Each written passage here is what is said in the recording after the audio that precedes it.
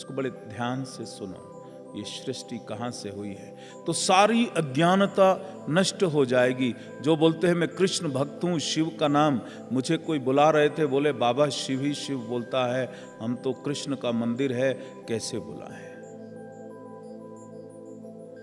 एक संत को मंदिर में बुलाने में तुम्हें ज्ञान देना चाहता हूं कि कौन कौन सा तत्व कहां से उत्पन्न हुआ। तो भगवान शिव, परात्पर शिव, जब इच्छा हुई तो उन्होंने अमृत को अपने वाम भाग के 10वें हिस्से में उसको मला। तो वहां से भगवान विष्णु उत्पन्न हुए। तो नारायण किससे उत्पन्न हुए? शिव से उत्पन्न हुए।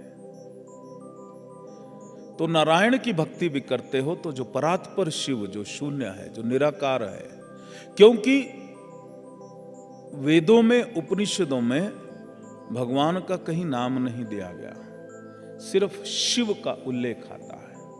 जब उपनिषद पढ़ते हैं, वो शिव, परात्पर शिव, जब उसने इच्छा करी कि मैं साकार रूप धारण करूं, तो वहां से ये साकार रूप कैसे पैदा हुए? तो भगवान विष्णु जब उत्पन्न हुए तो भगवान शिव ने उनको आज्ञा दी कि तुम जाकर तप करो।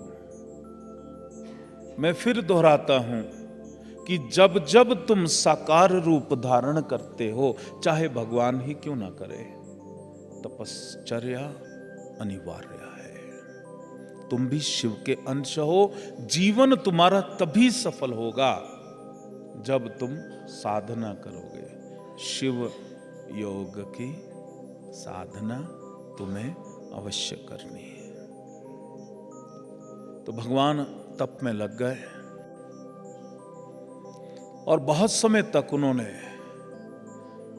भगवान विष्णु ने जब तप किया तो उनके शरीर से जल की धाराएं निकलनी शुरू हो गई।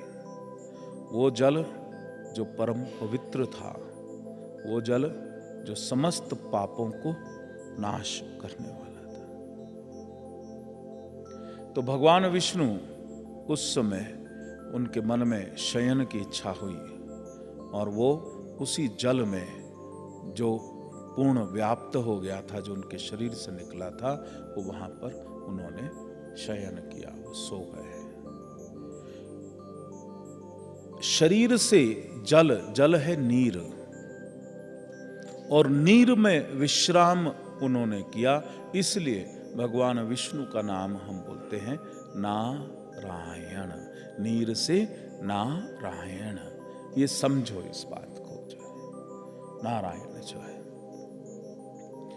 भगवान शिव की लीला से उनके नाभि से कमल का फूल निकला, जो सहस्त्रों योजन उसकी नाल लंबी थी, बहुत ही सुंदर वो था, और असंख्य उसमें नालें थी।